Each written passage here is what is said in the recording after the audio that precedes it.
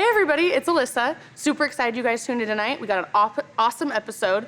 We're revealing our 1969 Hemi Road Runner Convertible, one of one. So keep watching. It's Graveyard Cars.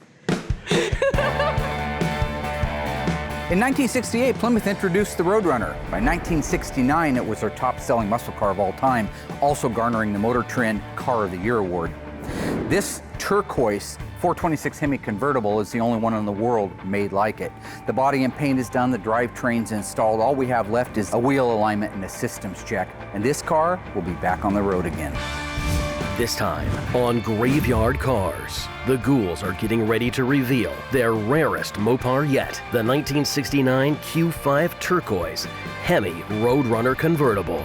With the interior, exhaust, and the steering wheel needing to be assembled and installed, it's all hands on deck with Dave, Alyssa, Mark, and even Royal. Also, Mark and Alyssa catch up with Ryan on the Superbird tribute car.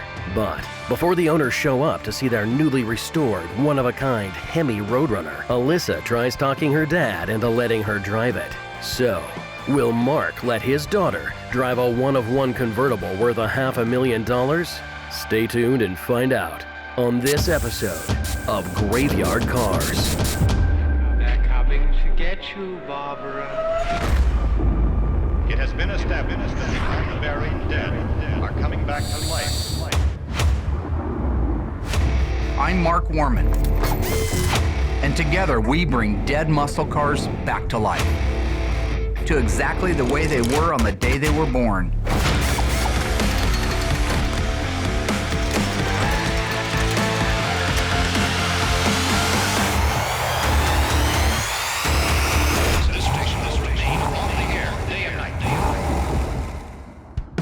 In case you were busy towing your friend's Camaro last week, here's what you've missed.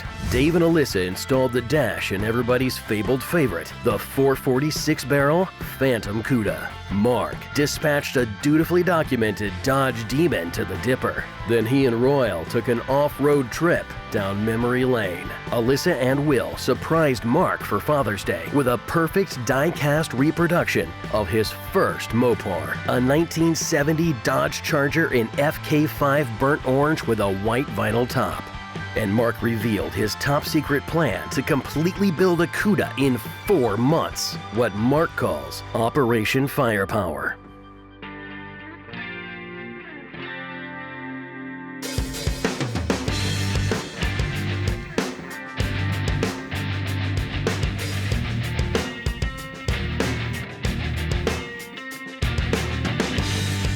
The trick is to kind of pre-fit your door panels to make sure you can get everything in there.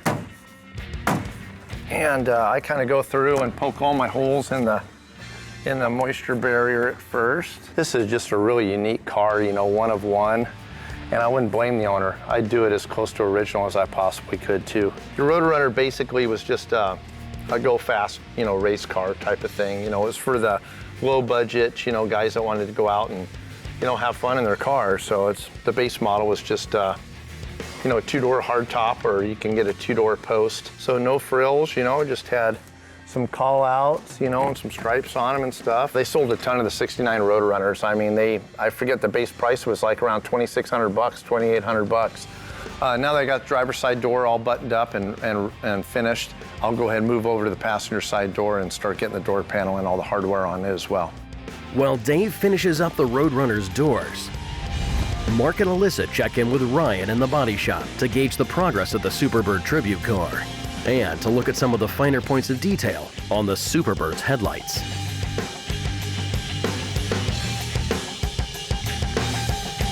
Our Plymouth Superbird tribute car is out in the body shop. It's already been primered one time, blocked, and now it's ready for another primer. With any luck, that'll be the last primer before the car's actually ready to paint. That car's going FJ5, which is the limelight green. I wanted to take a minute just to kind of go over some of the things that make the Superbird as difficult, truly, as it is when it comes to building one from scratch like we did in this case. The nose itself has already been primered. All of the pieces that make it up is something that I wanted to share with Alyssa. This is the completed unit that you would buy if you were gonna buy like a used assembly with all the pieces in it. It's got the actuator on it, it's got the can itself, it's got the end plates, If you look, this is part of the end of the pivot. So it has this plate here with a nylon bushing in it. These are all really nice. If you were just restoring one of these cars, you would take this unit apart. Right, this is the original. Okay. You'd detail it, rebuild it, and together as a unit, you'd walk back here and you would basically install that. I mean, it's not perfectly up against it. Yeah, but I see what you're saying. I'm saying that's one great big unit. What we get from Janik on the aftermarket, we can't buy that unit anymore. you would probably pay $2,500 for a headlight, maybe $3,500 just for this headlight bucket, if you could find it. So instead, we bought the kit from Janik. When we bought that kit, it had to be completely assembled. Ryan, if you've got a minute. These were templates, correct? Yes, it was just a blank sheet that gave you a diagram to cut these out Okay. to build these steel plates So it was a template to make it out of steel. to make it out of steel. So you can put the actuator on. Now what we have is we have this, simulated this. Yeah. And then since this here screws into sheet metal, it'll hold together. But we made a bonding strip. Because ours is fiberglass. We can't screw into fiberglass. We made this plate here, which I bonded in, so we have a stud plate for strength Beautiful. to hold it in place. And now you just put your nuts on there and you've got exactly the same amount of strength, if not more, than this one had. Correct. It's such a multitude of parts. It's not just an erector set that you're bolting together, but you do have to make modifications to it. This plate here is made out of fiberglass, which is a very nice piece. But we needed this mount here for the end of this actuator To clip onto. which to drag pushes that it door up up. and down. Okay. Also, this metal plate here holds the springs that adjust the headlights. So we had to fab this here. Because the kit did not come with this. No. Okay, so you would need to make this piece Yes. and this little bracket in the middle, which is almost identical to the one that the factory had. Yes.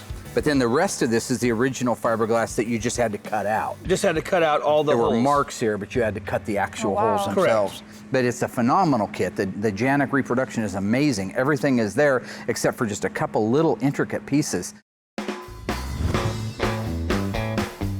The passenger door's all done, got all the hardware on, door panel, looks fantastic. Now I get to put that really nice piece of bling on there, that beautiful polished sill plate. And they go right in this area here and they just look fantastic. You can see it just totally sets off that color of this car. You know, it's too bad this car doesn't have just a ton of chrome on it. I mean, it's got a lot of stainless around the windshield, but every little piece of chrome we put on this car just really sets it off. I kind of look at it and see, you know, you want a little bit of carpet over your pinch weld there because you want it to set down. I got to back cut this carpet here a little bit, and then I want to cut the carpet so it'll expose where all my screw holes are. Right where this sewn seam is right here on the carpet, it's really thick. So you put that on top of another layer of carpet and it's super thick. And then that sill plate's not gonna sit all the way flush. Whenever you start to screw it down, it's gonna actually put a kink in it on the top. So I kind of put a little relief cut in there and take a little bit of that out. And what that'll do is it'll allow it to sit down a little bit better for me. So this will actually use on the pinch weld, and the other one I'll cut just on the inside of the pinch weld. We're ready to get our scuff plate in here. These use a pan head screw. It's kind of a cool screw. It's a stainless screw. Yeah, we try to replicate the fasteners the best we can. You know, a lot of them, you know, I think aren't perfect. That's why you can never beat the original thing. That looks fantastic. The car's really coming together. It's starting to look like a true muscle car now.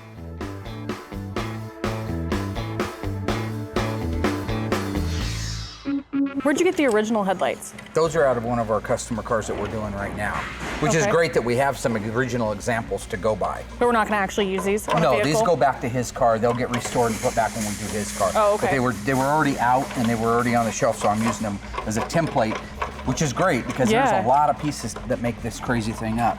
The amount of work that Ryan put in to fabricate is where I would get lost at. I mean, it's a lot easier to sit there with the original one and be able to put it together because you do have that to reference, which is a You huge can kind amount of of see help. how it came apart and it goes right back together. Exactly. This stuff was all sort of new. So this is all bolted together like this in the car, and see, then it pivots.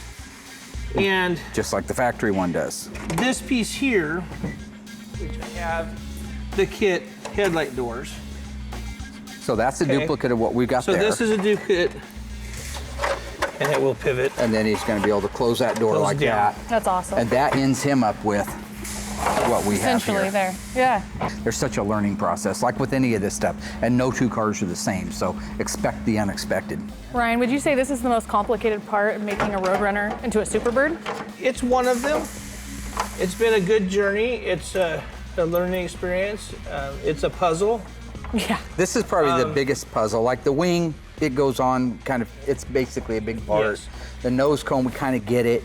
The This hood is modification, the but this is part pretty big. to have to make function and withstand usage. So this will go on to that. This will be a complete headlight unit. He's already got the vacuum pods that go on the back of it, and that's what goes into making just one headlight function on one of these cars. But it's right in the spirit of the factory one, just a little bit better in some ways. What more could you ask for? It was fairly crude from the factory. It's fairly crude now. We just kind of, I think, expounded on that a little bit, made it just a little bit better. I think we probably put more thought process into restoring the cars than they did probably originally on some of these smaller things, Oh, it like has the to. headlights. Sure, yeah, absolutely. So basically, you've got this thing apart right now so that Will can do the primering on all the pieces. Correct. Get them painted, get the nose back together again, and then the nose goes on as one unit. Is that correct? Yes. Perfect. Yes. I might feel more comfortable about building one in the future than I was when this project started. All right. So that's where we're at on that. Got it? Simple. Yeah. Clear as mud. Okay. All right. Good job. So with all the pieces done, Will needs to do his primer work on them. Once the primer work's done, he can paint them. Meanwhile, the car will get its final block. It can come in here, get torn apart, and we'll start painting some FJ5.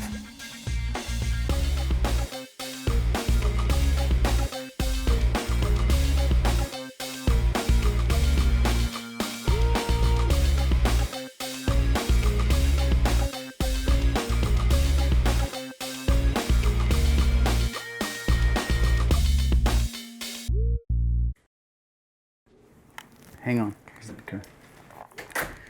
Okay, here you go. If you think you have a solution to the problem, you're part of the problem. No, serious, man. That's funny stuff. It doesn't matter if it's dark. It's not. Hang on. I got somebody else calling in. I'm gonna introduce you to Click and Buzz. Have you met them yet? Click, Buzz. Well, they don't like my. Who was that? There's a paper out of Florida was doing an article because the new season's coming out. It doesn't matter. Okay. Thank you. Anyways, This is write your great. stuff. Awesome possum. All right. What's going on? Any shorter shorts available, or is that it? Oh no.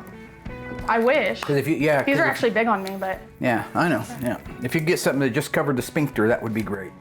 I could come by in a thong tomorrow if you prefer. No, I No? prefer you So wear probably pants like should- every you other should- girl on every probably other shouldn't television complain about what show I come in with. history. But you know I'm what? 25 Whatever. years old, Dad. It worked for I think I know Daisy how to Duke. dress myself. It did worked really for Daisy well. Duke for really well. Yeah.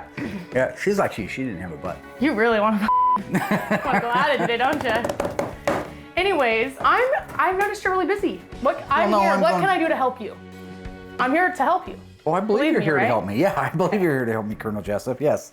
There are 82 cars out back that all need to be gone over. Okay, well, hold on before you go there. We have the Roadrunner. People coming up to pick up the Roadrunner tomorrow. So I'm sure that's like top of the list on what we need to get Well, done. We should need to be out test of the drive woods it. on. Yeah. I need to Dave's go on a road busy. test. Will's busy. I wouldn't trust So I any can of those help you guys to out, and road I could test take it on a test drive if you would like. What are you talking about? What do you think? RM27J9G? One of What does that one mean? That means 1969 nothing Hemi to me. Road Runner Convertibles in seafoam turquoise with an automatic transmission, a $500,000 car. You would like to take it out on its maiden voyage? I'm here to help you. Well, driving the car is no That's the choice. only- That's not a choice. That's not a choice, Nadine. Nice. Ever since you did, you look want like me to be Nadine. crazy. You look like I'll do Nadine it. from I'll The let you do Stand after she had sex with the devil. Remember? Her hair turned No, I white and don't. gray like that. How do you like your Dad. steak? Just walk it through a warm room, she says to him. I can't do it. He's a righteous man, baby. Nadine, Mother Abigail says, mayhap you is, mayhap you ain't. You know? Dave brought me over. He's got the system now, the exhaust system from Accurate Exhaust for our 69 Hemi Road Runner. This is a replica of the original exhaust. Originally, they were mild steel. This system is mild steel. The owner of this car doesn't want any fancy schmancy late model weird stuff. He wants it to look, function, and appear as it did in 1969. Yeah, the Accurate Exhaust does a great job, with these systems. All their welds and everything's spot on. All the bends are spot on. All right, yeah. So first thing we're gonna do is always build the exhaust from the front back. Yeah. So we're gonna put the H-pipe on. And these are always tricky because of the torsion bars, am I right? Yeah, they're tough ones, so I'll kind of help you support the back here. You kind of tell me up, down, I'm gonna move that bottom bolt out a little. There we go. Okay. Boy, my chubby little hands hardly fit in here, you know it? Oh, it's tight in there. It is between tight. That torsion bar. Good grief. If I had the exhaust from the get-go, I would have put it on before the torsion bars. Would have been great. Oh yeah, wouldn't that have been Yeah. nice? Yeah. Okay, you're Back really... in the day, it's right there, huh? Yep, there it goes. Get her? Good job. Nice. So right now we've got the H-pipe installed, which is always a little bit harder over on that right side with the heat riser, but it's in place. Something to point out, this is the original mild steel that they're made out of, all right, from the factory. It's not the late model stainless stuff, it's not the aluminized. This is the original type of material that this exhaust was built out of. So it will rust a lot quicker than aluminized or stainless, but it's what the owner wanted. He wanted it to look, appear, and function, sound exactly the way it did in '69. So that's what you see sitting here. Tom down at Accurate, he builds every one of these, breaks every one himself, bends every one, welds every one. Right now we got our H-pipe on, which is the main pipe that bolts to the manifolds. We have the mufflers on and they're just kind of mocked into place. So now we're getting ready to put the over the axle pipes on and the resonators and tips. Oh, look at that bad boy just slide right on there. Nice. Niz nice. I call it niz nice. It's nice. Niz nice. All Got right. a little much coffee this morning, getting kind of crazy out here. Like to have a little fun. All right, coffee is good. And now we've got everything mocked into place, every single piece. We're gonna go to the front of the car. We're gonna start at the head pipe. We're gonna start bolting it down and we'll watch our clearances, tolerances, make sure we don't have anything too close to the floor of the car. Work our way back to the tips and it'll be ready to fire up. Oh, the exhaust went fantastic. Accurate does such a fine job, of bending all the pipes. I mean, everything just falls into place.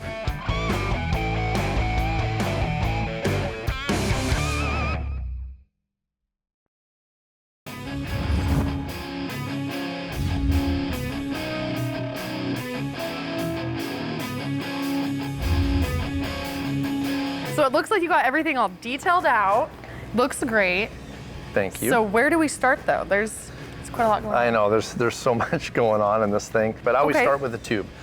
This is what we're gonna start with. This is like the outer shell of the column. But I start with that. It's easy to build it on this because then you can slide things into it and out of it. But this here is the main shaft. This is where your steering wheel goes. Is the outer tube. And this one goes inside of there like that, down like that. Does it matter what end? Can you tell? Yeah, it's definitely got to go this way. This right here has a provision in it to accept this little bearing thing. So we got to spin this way. As you can see, this is our column thing. This will slide right in there like that. Okay. So now we got like our lower part done. We won't worry about doing the coupler and all that until we're complete. Now we're going to move to the actual column. The actual column has a couple different pieces in it. This is our lower piece. This will go on first. And this will actually support this handle that'll go in there. Okay. So we'll grease this, put that in, get the actual column in, and then start building out that lower part. Okay. Get to the fun stuff. Exactly. So I've been working on the 70 Road Runner, and I'm at a point where it's time to get Mark to sign off on some things. I'm about ready to put the trunk floor in and just check over the things that I've been doing on it. This is a car that came in fairly decent shape. It was painted, looked good at a glance, but the owner was kind of a fanatic and it reminded him of his original car that he had, so he really wanted this one dialed into perfection. So you got your sections in. Yep. Are they the same length section on both sides? Yep. Good. And I metal finished them so you can't see where I spliced in. Yeah, don't. No, it looks very nice on the outside. No, I mean, you did good, Vi. You did good. That looks good, buddy. I like Mark to sign off on things because it's really crucial to have everything exact. And if he signs off on it, then I know I'm good to go. And there's less chance of a mistake. All right, Pockets, let's go. Pockets, that's your name. Pockets ain't my name. Pockets is your name. All right.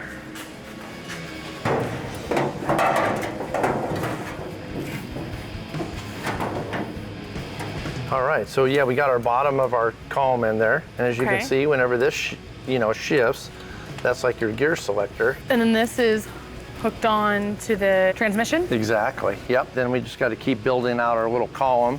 So now we got to get this part right here on there. So we got this built, I got some grease in there. So when we go in there, we got to fit this column set up in there. So there's all kinds of junk going in here at the same time. Yeah, I gotta get it just right. Yeah, So is this the last component before you can put on the steering wheel? Yeah, we're getting pretty close. Got our clip in there for our turn signal wiring. Here's our turn signal right here. We got the handle on there. You can kind of see how that operates. Then of course our column shift. When it's into park, it's locked, which is cool. You don't have to worry about popping out of gear, and every other gear will just kind of rotate through. Got our little selector in there that tells it what it's doing when it goes into the different gears, which is neat, and it looks awesome. The paint looks great, looks amazing. Okay, so we put the light in there.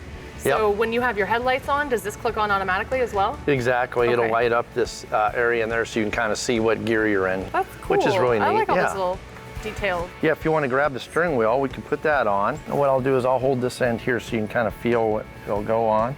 Okay, you got her? Start wiggling it on. Perfect. Okay. So you got it. That's it. On any further? Oh, it'll go on further once we run the bolt and stuff on there. Oh, okay. So we'll go ahead and grab our washer in that lock nut. Yep, that'll go on there like so.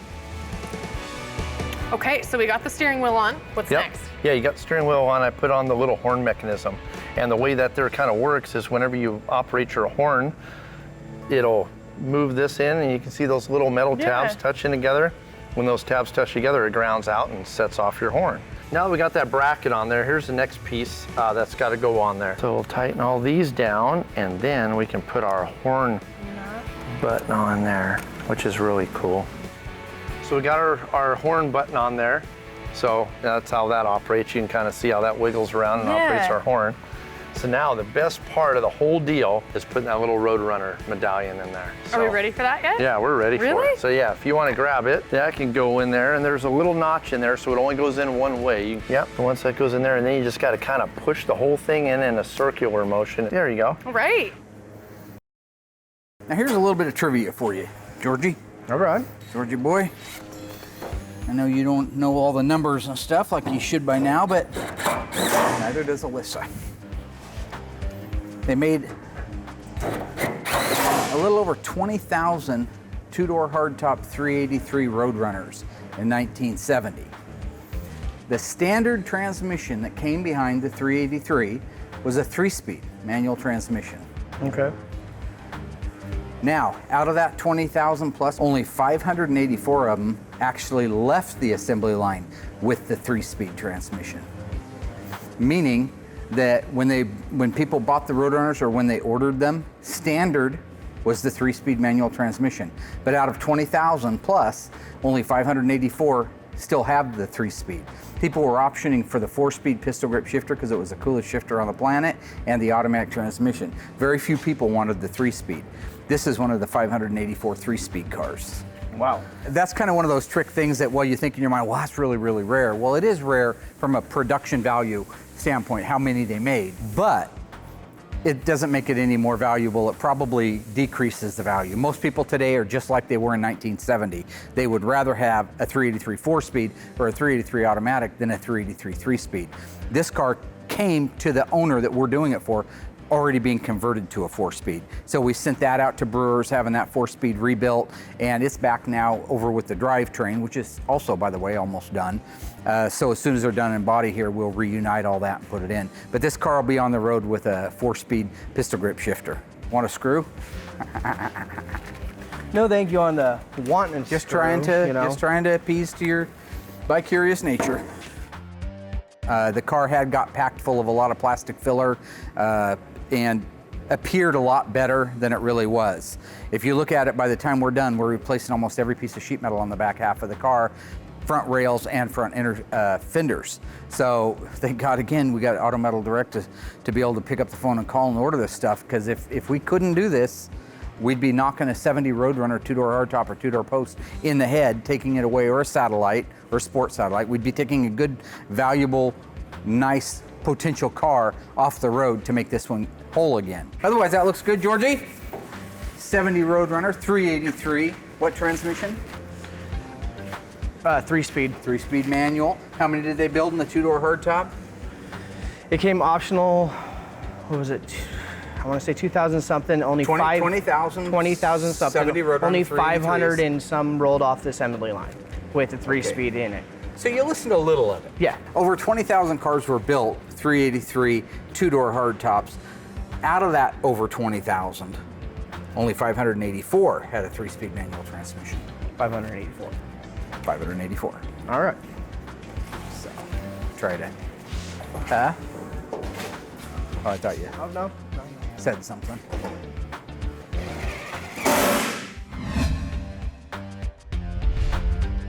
What I'm doing today is I brought out a couple of Challengers here in the graveyard that, interestingly enough, a lot of the times I'll get emails from people questioning, you know, what's the difference between a 70 and a 71 Challenger. Now, most Mopar, diehard Mopar guys do know that answer, but a lot of folks don't know the answers. They'll send pictures, check out my dad's old 71 Challenger, when in fact it was a 1970 Challenger. So I thought it'd be kind of cool, since we happen to have two of them that are really, really similar cars, but showing the obvious difference between the 70 and 71. I thought it'd be a great time to just come out here and go over it. 1970, good looking car. This is a purple car, it's black interior. This one is an RT. Our 71 is also an RT. In 1970, they made 53,000 and some change. I don't remember, 53,300 total Challengers. Over in 71, they made less than half of that. They only made 23,000 and some change. So the real question is, why did they make so few of the 71 versus the 70? Take a look at the front of these cars.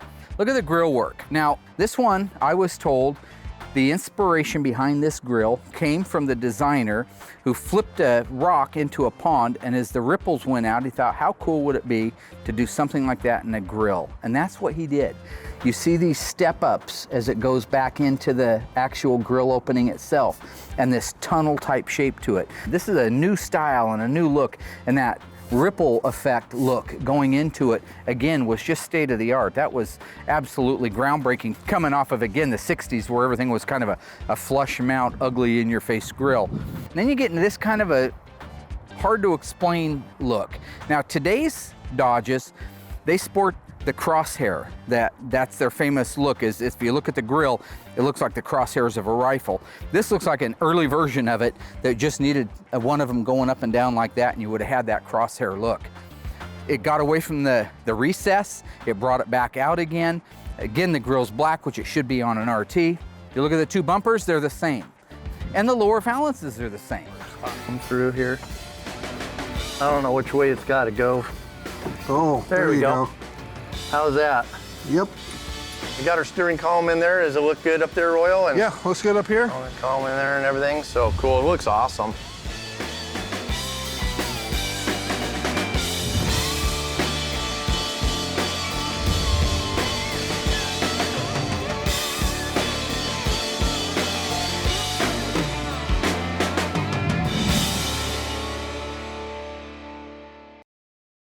So when it comes to the interiors of the 70 and the 71, literally, there's not much difference between them.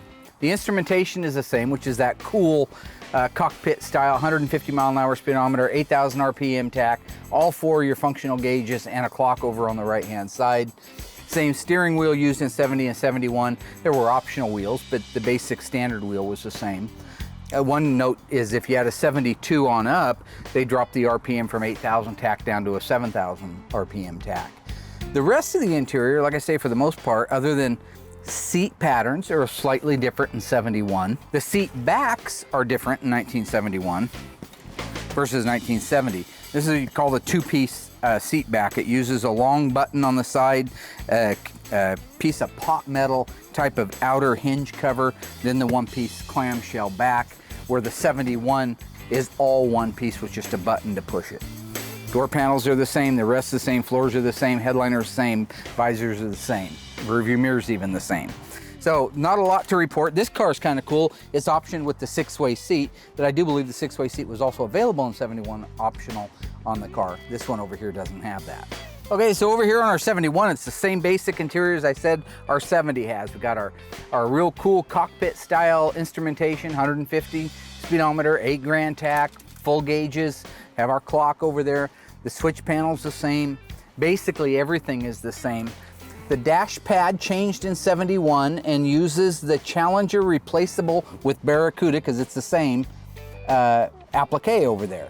So 70, a Challenger has its own dash pad. 70, a Barracuda has its own dash pad. But in 71, because they were basically shaped the same, they decided to streamline things and just make that little label over there replaceable, whether it would be for a Barracuda or a Challenger. You know, there may be a multitude of reasons why the 70 outsold the 71. I tend to think, it's my opinion, it was the introductory year, and that's a big year. That's as with anything. A lot of people ran down, 53,300 and some people went down and bought that car in some version, be it a convertible, be it an RT, be it a TA, be it a Deputy, be it just a standard car, RT SC with the formal back roof. But 53,000 people in the market bought that car. The next year, just less than 12 months later, this one comes out. Not quite as sexy. They don't add anything. They're taking away some stuff for 1971, like the 375 horsepower 440 Magnum. So all things being equal, that's my opinion as to why they only made half of them. It could just be the fact that the muscle car was declining. It was declining hard and fast. The insurance rates were out of sight. Gas had doubled or tripled with the embargo. Maybe that was the reason they didn't sell.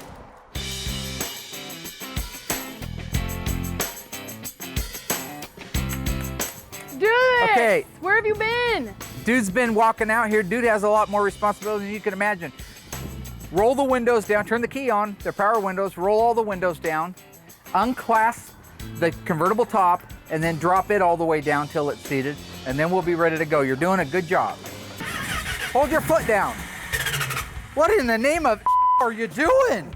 Get out. No, tell me how it's to a do it. $500,000 car. No, tell I me how can't to tell do you. it. Not I'll one show step you at a how. time. I can handle all the steps at once. I don't believe you can.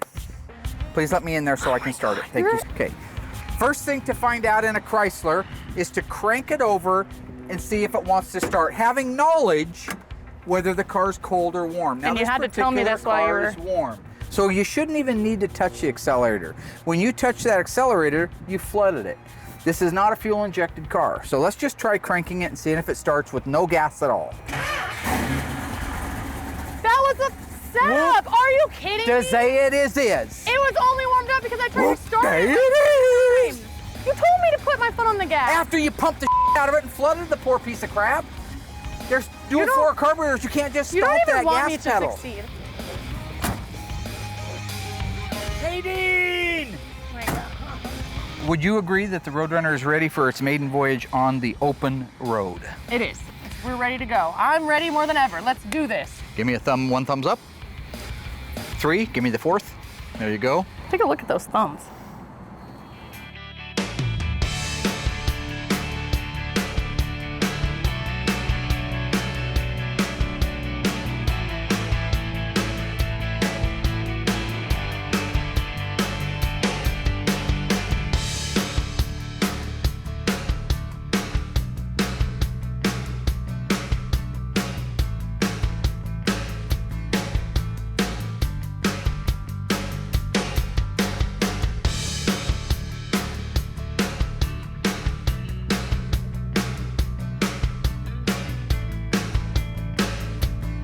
Phenomenal car. I mean, what a driver. And you haven't got a chance to be out in these things, but some of the cars that I've driven on the initial run don't work out so well because they're cars. There's 1,000 pieces that can go wrong. But honestly, this car just smooth as glass, no problems, drove like a dream. Temperature gauge worked, fuel gauge works, all the instrumentation. It's just phenomenal.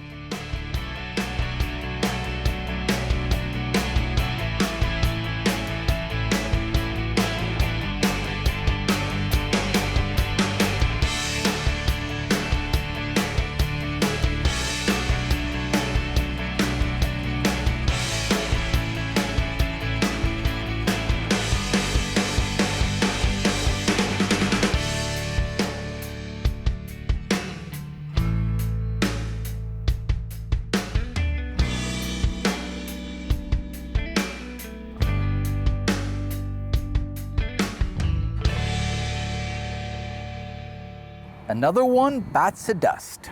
And another one gone, and another one gone. Another one bite the dust. Are we Hey, done? I want to get to you. Another one Stop bite it, the dust. Yeah. What is Another that? one bite the dust. That's what he says. Bite the dust. Bite the dust. Bite the dust. It's a Queen. It's from back in the 70s. I grew up on it. It doesn't matter. Okay, the car's done. It's no fun.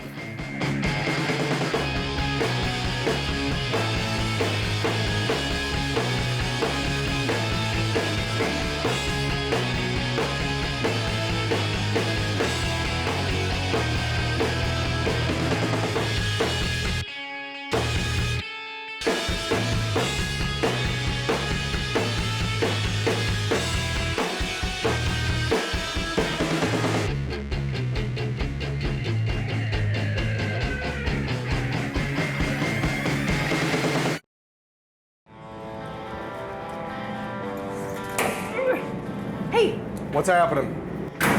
the owners for the Road Runner are here. So we're getting ready to do the reveal. Do you want to help me grab the guys out here and I'll run and grab the guys up front? I'll get them ready for you. So I'll meet you guys up front. All right, I'll be up there in Sounds 5 good. minutes. 4. Four? 3. Okay, I'm Sounds going good. now. Hey Dave, Hey, what's up? getting ready to do the reveal for the Road Runner. Do you want to come out front with me? We can wait for him. Oh, heck yeah, I'm ready to go. Let's do it. Okay. Oh Awesome. yeah, always excited for a reveal. I mean, it's so cool to meet the owner and actually see their their expression on their face when they finally see the cars. I mean, this is what we work for. This is the big payoff for us. So this, of course, is the best days. I helped out with the air grabber and some of the interior, as well as putting on the decals. So I'm really gonna miss this car. This was one of my favorites. I think I've said that about all of the ones I've helped on because you kind of grow fond of it once you spend enough time. But this one's definitely my favorite. It's convertible. It's a beautiful turquoise color with the red accents. Has the Road Runner on it. I mean, I just love it. It's gonna be hard to see it, but it's also gonna be really cool to see the reaction of Daryl. Hi guys. Hi, how you doing? Hey, how's it going? Well, how Good, are how are you? you? Pretty Name's good. Alyssa. I'm Daryl Smith, and my 69 Hemi Road Runner Convertible is just finished restoration, and I'm coming to pick it up. Nice to meet How you doing, Daryl? Hey, how are you? Good to see ya. So it was awesome to bring all the guys from the paint and body shop out front on this reveal because they're really the guys that do a lot of the work, so it kind of helps keep them going group effort. when they get a thank you. That goes a long ways. He was never a big fan of No INT. He was never a big fan of the whole crew coming out for reveals. I'm Did a you see huge the old crew?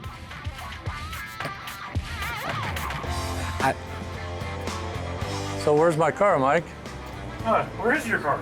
I don't know. I don't know where my dad's at. Do you know where he's at? No, he's always No one knows. Yeah, always fashionably late. So we're waiting on Mark. Heck always.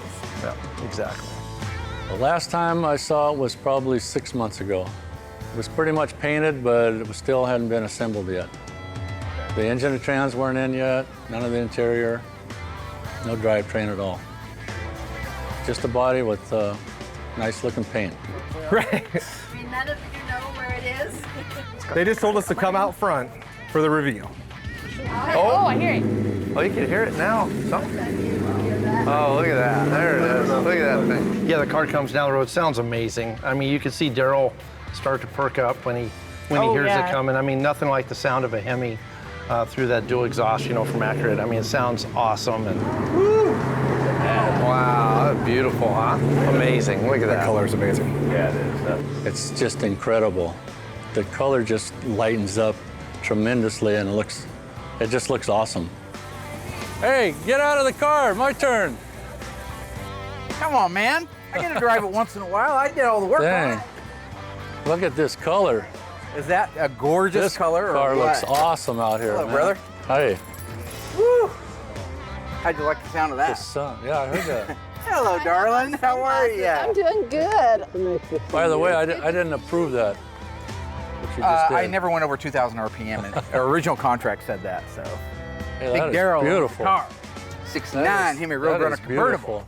What'd you do cam-wise on that? Because I guess I'm not familiar with that. It's You a had- stock 70 hydraulic cam for a hydraulic Hemi, for a normal Hemi. for him, yeah.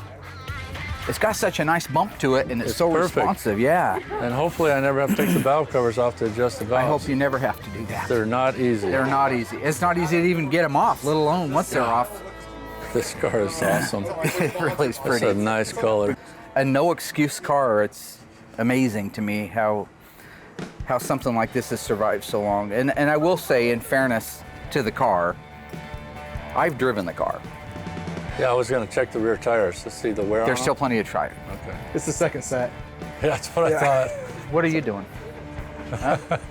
Judas? No, we didn't Had a smoke the feeling. first set of tires off. But it just drives so nice. And I attribute it to the guys that did a great job on the car, but also the fact that I think it started life as a good car. It was taken care of since about 76 on. Yeah. I'm going to ask you, because I know you know your numbers probably as good as I do, especially on cars like this. How many did they make total Hemi automatics? 6. 6 total US Hemi automatics. production. U.S. production. Yeah. None of them went to Canada. Were the 4 speeds the Canadians? There was 3 Canadian cars, but there was only 10 U.S. production cars. And of those, how many are painted Q5 Seafoam Turquoise? That one right there. Only car in the world, Only folks. one, yeah. Only car in the world.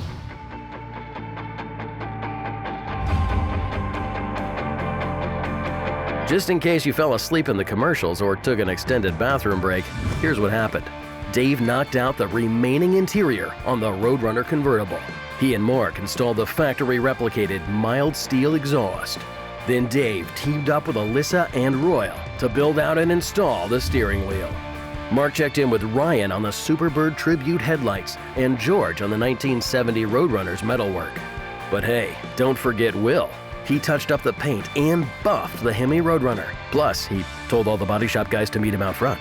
That may not seem like a lot, but, well, okay. Maybe he had a busy week.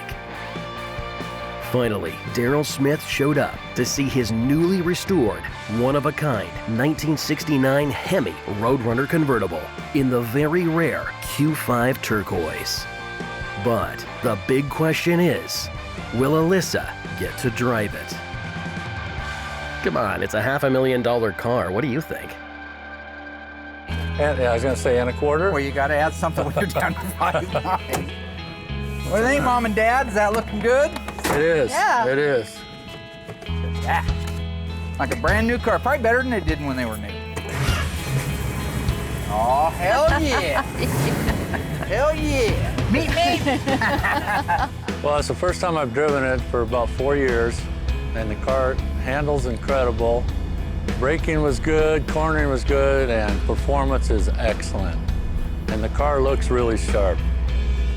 My wife was thrilled when I got on it. She thought it was one of the greatest running cars she's ever been in. And it was a lot of fun. I enjoyed it. Well, the last time I drove it, it felt pretty loose, and it had a tendency to wander around in the lane. And now it feels real tight. There's no softness to it. It rides good, it corners good. It's just really nice. It's right on.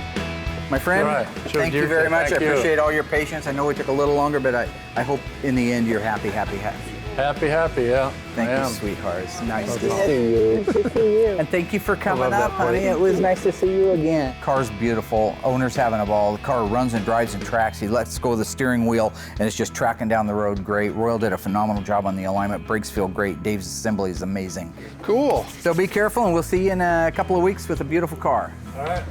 Bye. Travel See you safe. later. Take care. Drive safe. Okay. Back to work.